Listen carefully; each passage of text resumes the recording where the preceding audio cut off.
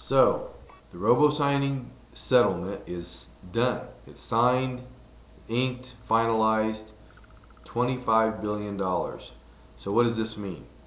There's kind of a good and a bad side, I think, to this settlement being done. The downside, if you will, is it's really given a break to a lot of homeowners that are in trouble on their mortgages for several months, because the banks have just wanted to hold off on any foreclosure activity for the most part, not completely, but they've really held back on a lot of it until they see what was going to happen with this settlement, which has given quite a few homeowners who are kind of in trouble on their mortgage right now more time without the bank taking any kind of action. So now that this settlement is done and the banks know where it's going to go and what's happening with it, they're not going to hold back anymore, and we're probably going to see a rise in foreclosures. Whereas foreclosures had tapered off for a while, we're going to see more foreclosures coming on, I think, a new wave of those. The good side, of course, is the settlement itself, $25 billion, second largest in our history. That's a lot of money.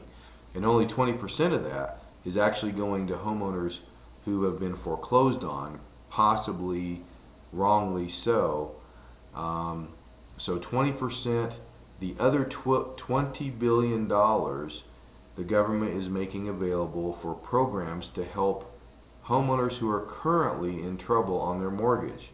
So there's going to be various aspects of this. It will help some people be able to stay in their homes if they fit, of course, within the guidelines that the government has come out with, and all the stars line up. So for some people, there is going to be help for that. But the good news overall, I think, is there is help for various options that borrowers have who are in trouble on their mortgage to at least avoid foreclosure. I think most of us would agree foreclosure is just not something that you want to have happen if you can at all avoid it. Another great thing is, as they typically do, the government has come up with their rules and their guidelines that the banks have to follow.